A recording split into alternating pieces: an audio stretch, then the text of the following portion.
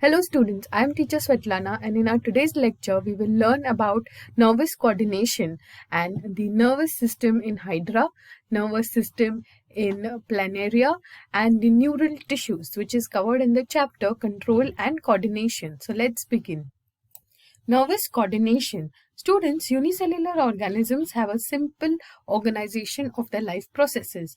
However, a multicellular organism of the body organs and organ systems requires both a control over their life processes as well as a coordination between the various systems in order to maintain homeostasis of the organism.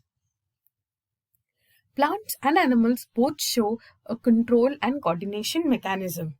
Plants show a control and coordination by sending chemical signals and bringing about various types of movements. On the other hand, animals control and coordinate the body activity by electrical and chemical signals. The nervous system and the endocrine control system are the two coordinating systems in them. Now students, let us have a look at the nervous system in Hydra. Hydra shows diffuse nervous system in the form of nerve net. Have a look at this image here. This is the nerve net here. Two nerve nets in the mesoglial, one connected towards the epidermis and second towards the gastrodermis. Sensory cells are scattered in the body wall and tentacles, but there are no sense organs. Can you see these cells here? These are the sensory cells. No sensory or motor nerve is present. The nerve impulse shows no polarity or direction. Thus, in Hydra, activation of these sensory cells can happen at any point, and from this point, impulse can be carried throughout the body in any direction, thus bringing about movements of the body or the tentacles. Example, catching of prey during feeding. The diffuse type of nervous system is the first important landmark in the nervous system. It is seen in the ctenophobia as well as in the enteric system or gut walls of higher animals including man. Now students, we will have a look at the nervous system in planaria. Students, primitive animals with a central nervous system, that is CNS, it is located on the ventral side of the body. So it's a very primitive animal which has the central nervous system on its ventral side of the body. Mass of the cerebral or the cephalic ganglion appearing like an inverted U-shaped brain. Ventral pair of the nerves arise from the ganglia, interconnected to each other by transverse nerve or commissures in a ladder-like manner. These are the transverse nerves here. In this image, you can clearly see it. The peripheral nerve plexus rises laterally from the VNC. VNC, student, is the ventral nerve cords. The PNS, which is including the sensory cells, are arranged in the lateral cords in the body. A pair of photosensory structures, the eyes, are located on the dorsal side of the brain. Also, there are single sensory cells scattered in the body. From these examples of Hydra, Planetaria, and also about cockroach and humans, we have seen the gradual evolution or changes of the neural system. There is a high level of specialization in the formation of neurons as electrically signaling cells, and also in the entire system gradually from a diffuse neural system to a centralized nervous system. So let's have a look at how this is carried out in our body. Now students, let us have a look at the neural tissues.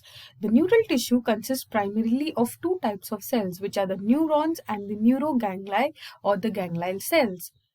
While a nerve is bundle of axon, the word nerve is used for a bundle of axons outside the central nervous system, while inside the central nervous system the same word tract is used. The nerves may be sensory or motor or mixed type, that is, having both these types, sensory and the motor fibers. All these, along with the nervous organs, make up the nervous system of the higher animals and bring about coordination and control of various activities of the body. This is done through the receptors, which bring in sensory inputs towards the central nervous system. Processing is carried out in the central nervous system, and then through the motor commands, the response is sent out. The nerves arising from the cytons of the central nervous system travel throughout the body, transmitting the nerve impulse to or from the central nervous system. Now, students, let us try to understand what are neurons and how do they function as part of the nervous system. These are the structural and functional unit of the nervous system. Each of the multipolar neuron has three parts. This is an image of a multipolar neuron. The three parts include the cyton or the cell body. Then it has the dendrons and it has the axons. The cyton has a distinct central nucleus. This is the centrally placed nucleus, and this fluid or the cytoplasm is called as the neuroplasm. It has granules present which are called as Nissl granules. They play an important role in the synthesis of enzymes required for the formation of neurotransmitters. Neurofibrins play an important role in transmission of nerve impulse. Then we have these projections of the cyton which are called as dendrons. They are many conical processes arising from this cyton. These are highly branched and the fine ones are called as dendrites. They transmit message or the impulse towards the cyton. Axon is a single long unbranched process arising from the cyton at the region called as axon hillock. This region is called as the axon hillock. Now it consists of a bundle of neurofibrins. Here Nissl granules are absent. Terminally, the axon gives out branches. These branches are called as telodendron. The axon carries messages away from the cyton. So the dendroid brings the message towards the cyton. The axon carries the message away from the cyton. The terminal branch would be attached to a muscle or a gland or a skin or to the dendroid of another neuron. The interconnection between the two neurons or the neuron with the motor organ is called as a synapse. Have a look at this image here. This is your dendron here, telodendron, which comes in contact with the muscle here, and here it is coming in contact with another neuron. So here you can see that they form a point of contact. This contact is called as the synapse. This synapse is usually a contact of the axo or dendronic type, or maybe it axon-axonic, axon-somatic, or dendronic type. The cytons are generally found inside the brain, spinal cord, and the ganglia. Small groups of cell bodies inside the white matter of the brain are called as basal nuclei. A bundle of axons called as nerve may be covered only by the neural lemma. It is called as the non-modulated nerve fiber. Have a look at this axon here.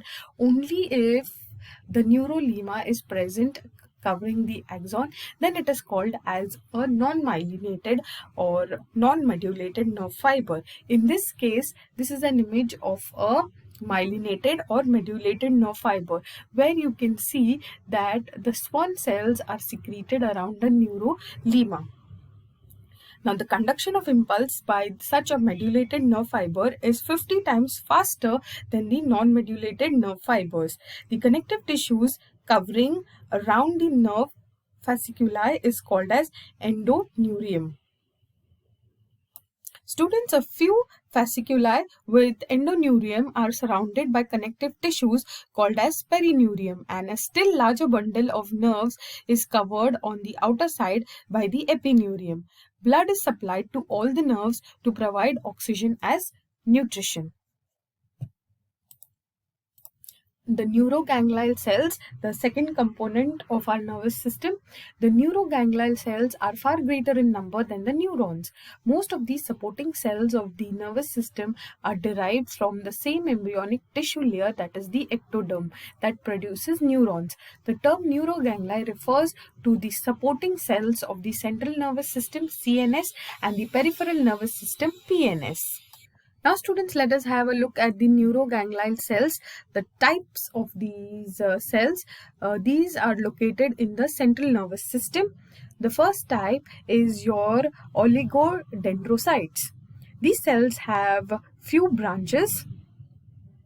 This here, you can have look at the image here. This is your oligodendrocytes. If you notice, these cells have few branches and mainly form the myelin sheet around the central axon, which forms the white matter of the CNS.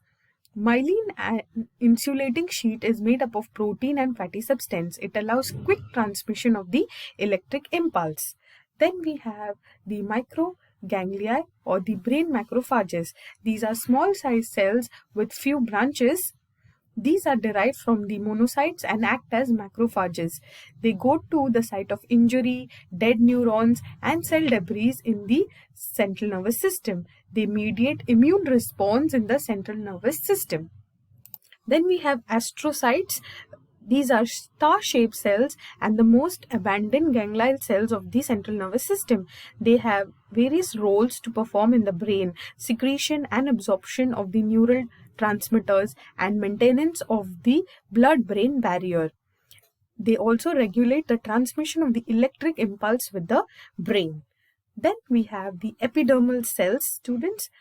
From the single layer of squamous or columnar, often ciliated epithelial cells line the ventricles or the brain cavities and the central canal of the spinal cord, mainly responsible for the production and probably also for the circulation of our cerebrospinal fluid in the brain ventricles and the central canal. Now students, let us have a look at the neuroganglial cells of the peripheral nervous system. The first one in this is our Schwann cells. These are the most abundant ganglial cells of the peripheral nervous system. They produce myelin sheet around the medulated nerve of your peripheral nervous system. Can you see here? This here is the Schwann cell. This is the structure of your neurons, and you can see the Schwann cells are highlighted. They form this myelin sheath on the axon. Then we have the next type of cells, which are called as satellite cell. This here is your satellite cell. They support the functions of the neurons. Thank you students for participating in this lecture. See you soon again with the next topic. Till then, take care, be safe and keep learning.